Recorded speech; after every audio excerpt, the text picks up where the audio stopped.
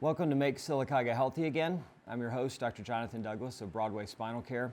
This is our first 4th of July show, and I thought it was appropriate that we talk about freedom. We've got the freedom to go out and shoot fireworks tomorrow, and we've got the freedom to go out and grill hot dogs. But have you ever really thought about freedom having an other side to it? So the other side of freedom is responsibility. So you do have the freedom to make all kinds of choices, but you also have the responsibility to make the right choices. So we're going to talk about that in 3 different phases today. Stay tuned.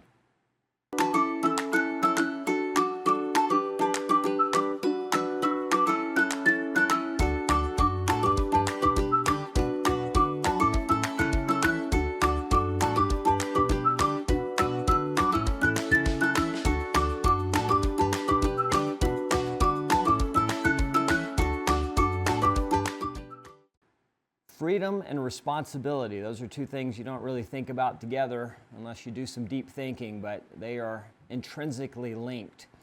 And so the first subject I'd like to talk about today is health. And so you absolutely have the right and the freedom, and I would fight for this for you, to go out and buy nothing but candy and feed your child candy, eat Doritos, drink nothing but Coke. And that's one of the amazing things about America, is that we absolutely have that freedom.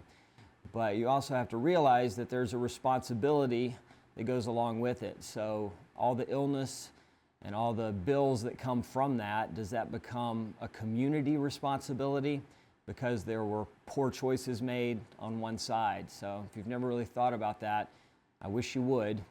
We see people in the clinic all day long who basically are not maintaining their vehicle. Your body is your vehicle throughout life.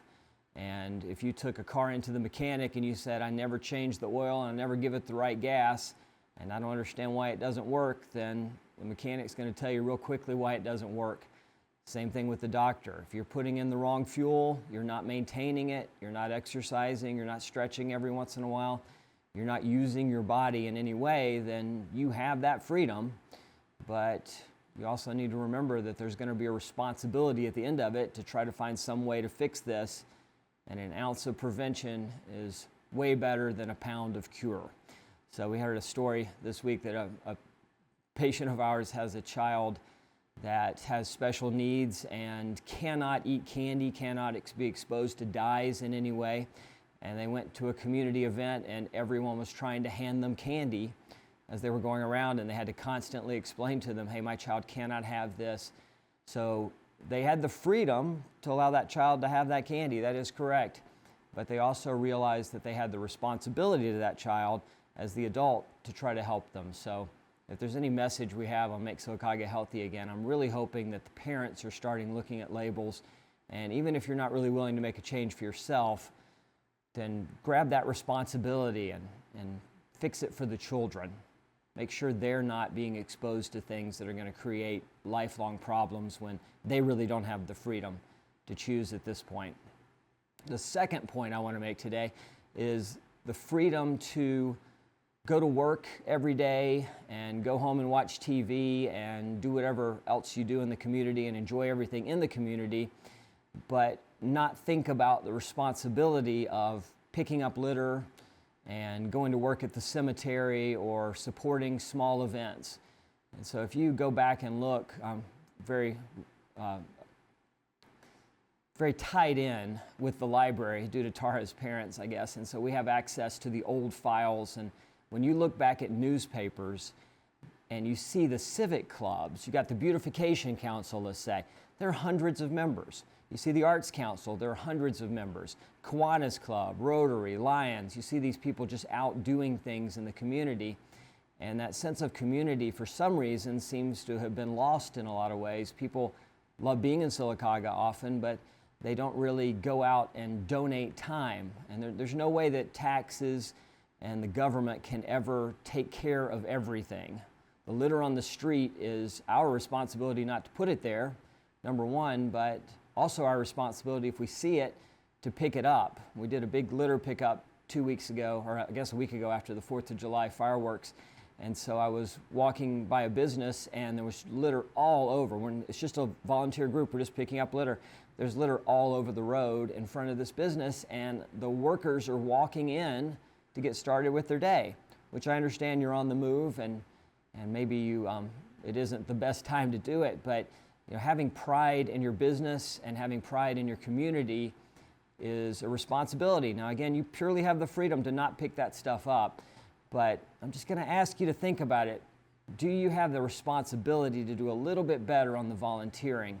We see the same people at every volunteer event. It's the same 10 or 12 or 20, and sometimes you'll have people that rotate in and out, and I understand family responsibilities and work responsibilities, but it would be so nice if out of 12,000 people, we had 12,000 people who volunteered a little bit of time every week and took up that responsibility that freedom really entails.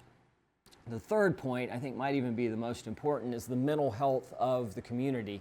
So as we go into this election cycle, and it doesn't even matter the election cycle, you see it otherwise.